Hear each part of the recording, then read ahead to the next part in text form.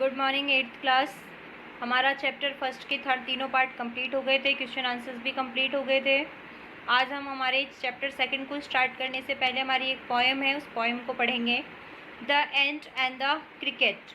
यहाँ क्रिकेट का मतलब है झिंगुर, ना कि आपका वो खेले जाने वाला खेल। थोड़ा सा डिफरेंस समझ लेना, तभी बेटर तरीके से समझ पाओगे, नहीं तो यहीं कंफ्यूज होकर रह जाओगे कि यहाँ क्रिकेट खेल के लिए क्यों कहा गया है। लेकिन यहाँ क्रिकेट का मतलब है झिंगुर, ठीक है। तो the ant and the cricket यानी चींटी और झिंगुर की कहानी। ए फेबल इज अ स्टोरी। सबसे पहले तो आपको ये समझना होगा कि फेबल क्या होती है।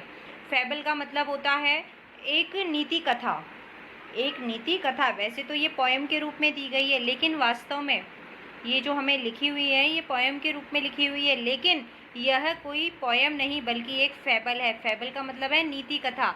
अब सबसे बड़ा सवाल आपके मन में आएगा कि नीति कथा क्या होती है। नीति कथा वह होती है जिससे हम जीवन में शिक्षा लेते हैं। जैसे कि आपने प्यासे कौवे की कहानी सुनी होगी कि मेहनत करने वालों की कभी हार नहीं होती। इसके अलावा आपने सोने के अंडे देने वाली मुर्गी की कहानी सुनी होगी, जिससे पता चलता है कि हमें लालच नहीं करना चाहिए। तो ऐसी कहानियाँ जो हमें जीवन में कोई सीख दे जाएं, उन्हें ही फेबल कहा जाता है। तो देखिए, a fable is a story, यह एक नीति कथा का प्रकार है। Often with animals as characters, जिस कहानी में जो कैरेक्टर्स हैं वो जानवर हैं। जैसा कि आपको पता चला है, दो कैरेक्टर हैं, एक एंट है और एक क्रिकेट है। दैट कन्वेज ए मॉरल, लेकिन वह हमें एक सीख दे जाते हैं, जो हमें सीख देते हैं। This poem about an ant and A cricket, ये कहानी एक चींटी और एक झिंगुर के बारे में है। Contains an idea for reaching significance, लेकिन वह हमें एक बहुत बड़ी सीख देकर जाते हैं अपने जीवन में कि हमें कैसे दूरदर्शी बनकर आने वाले समय के बारे में भी सोचना चाहिए। Which is as true of a 4 legged cricket as for a 2 legged one.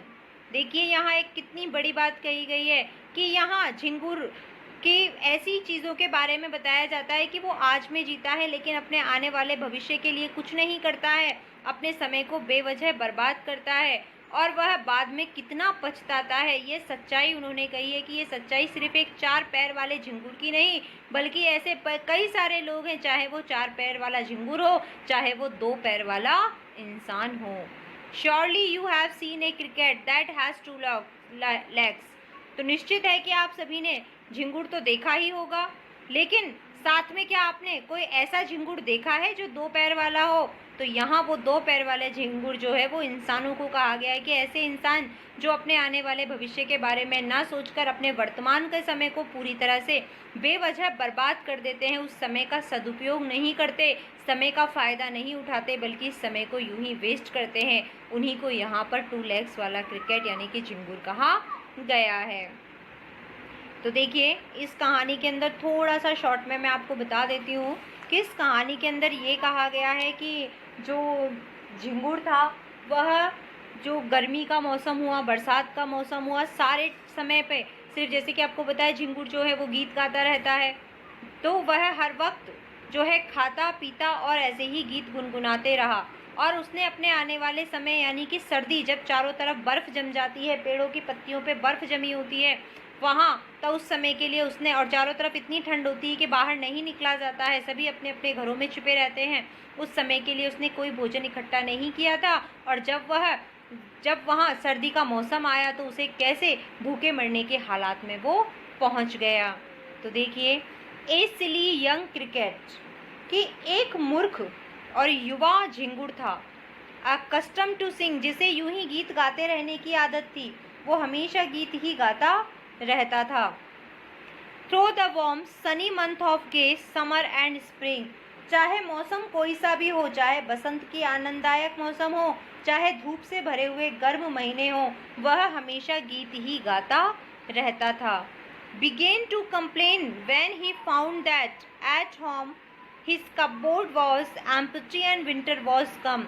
उसने अपने साल का सारा समय, बसंत का, समर का सारा समय जो था वो ऐसे ही गाने बजाने में निकाल दिया, लेकिन मुसीबत तो तब आई जब सर्दी का मौसम शुरू हो गया। और सर्दी का मौसम शुरू होते ही जैसे ही उसने अपनी कपबोर्ड यानी अलमारी, जैसे ही उसने अपनी अलमारी को एम्प्टी यानी खाली जैसे ही उसने अपनी अलमारी को खोला तो उसकी अलमारी में उसके पास खाने के लिए कुछ भी नहीं था। तब वो शिकायत करने लगता है कि उसने देखा कि उसके घर की अलमारी तो खाली थी, सर्दियाँ आ गई थी और खाने के लिए तो कुछ भी नहीं था। तब वह शिकायत करने लगता है। Not a crumb to be found, क्योंकि उसकी जो अलमारी थी उसमें तो खाने का एक दाना तक नहीं था, और ना दाना कह दो या एक रोटी का टुकड़ा, कुछ भी नहीं था। On the snow covered ground, और बाहर भी अब उसे वो रोटी का टुकड़ा तक या एक दाना भी उसे मिलने वाला नहीं था, क्योंकि चारों तरफ की ज़मीन जो थी वो बर्फ़ से ढकी हुई थी। नॉट ए फ्लावर कुड भी सी, इतनी ज़्यादा बर्फबारी हुई थी कि पेड़ों की ना तो कोई फूल दिखाई दे रहा था, not a leaf on a tree, और ना ही पेड़ पर कोई पत्तियां दिखाई दे रही थी जिसे खाकर वो अपना पेट भर लेता। तो देखो, उस बर्फ से ढकी ज़मीन पर ना तो उसे रोटी का टुकड़ा मिलने वाला था और ना ही उसे किसी पेड़ पर कोई भी फूल या पत्ती दिखाई दे रही थी। तभी वह क्रिकेट कहता है, oh what will become she's the cricket of me, अब इन सर्दियों में मेरा क्या होगा, मेरे घर में खाने के लिए कुछ नहीं है, मेरी अलमारी पूरी खाली पड़ी है, और अब तो ना पेड़ पर कोई पत्ती दिखाई देती है, ना कोई भी फूल दिखाई दे रहा है, और चारों तरफ सारा ग्राउंड जो है वो बर्फ से ढका हुआ है। तो इस हालात में मेरा क्या होगा। At last by starvation and famines made bold, आखिरकार अंत में भूख और अकाल ने उसे बहुत ज़्यादा बोल्ड यानी कि साहसी बना दिया। उसमें इतनी हिम्मत आई, वो साहसी बना। ऑल ड्रिपिंग विथ वेट, उसने अपने शरीर को गीलेपन से पूरी तरीके से, उसके शरीर से भी बर्फ़ की बाहर जब निकला तो गीला था वो बर्फ़ की वजह से, उसे वो ड्रिप आउट करता है, उसे झटकारता है। एंड ऑल ट्रिम्बलिंग विथ कोल्ड, लेकिन अभी भी वो ठंड से पूरी तरह से कांप रहा था। तो ऐसी ठंड में बर्फ़ को अपने शरीर से झाड़ता हुआ और कांपता हुआ वह कहाँ पहुँचता है। Away he set off to a miserly ant, कि वह इस तरह से कांपता हुआ एक कंजूस जो चींटी थी उसके पास पहुंचता है। यहाँ मिजरली एंट का मतलब है कंजूस चींटी। वह एक दूर रहने वाली कंजूस चींटी के पास पहुंचता है। To see if to keep him alive he would grant him shelter from rain and a mouthful of grain he wished only to borrow he had repay it tomorrow. ये यहाँ क्या कहा गया है, वह वहाँ जाता है ये देखने के लिए कि क्या ऐसी भयानक सर्दी में वह जो चींटी है वह उसे ज़िंदा रखने के लिए क्या उसकी मदद करेगी, उसे थोड़े से माउथफुल ऑफ ग्रेन यानी मुंह भरकर दाना देगी, शेल्टर फ्रॉम रेन यानी कि वह जो है वो इस वर्षा से बचने के लिए उसे शरण देगी और मुंह भर कुछ दाने देगी।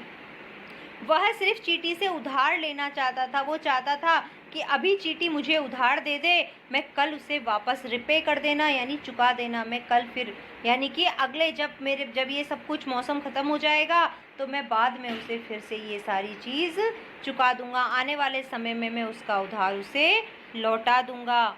If not he must die और स्टारवेशन एंड सोरो, वह सिर्फ उधार लेना चाहता था, क्योंकि यदि उसने उधार नहीं दिया तो ऐसे हालात में, ऐसी ठंड और बारिश में जो है उसका मर जाना, भूख से और भूख के कारण उसका मर जाना तो तय ही था।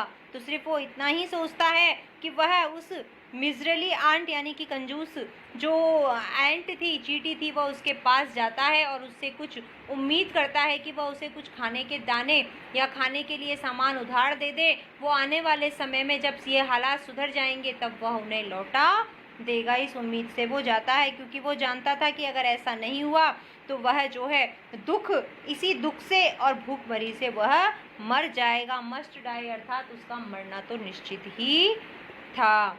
बेटा इससे आगे वाला जो भाग है वो हम अब नेक्स्ट डे पढ़ेंगे।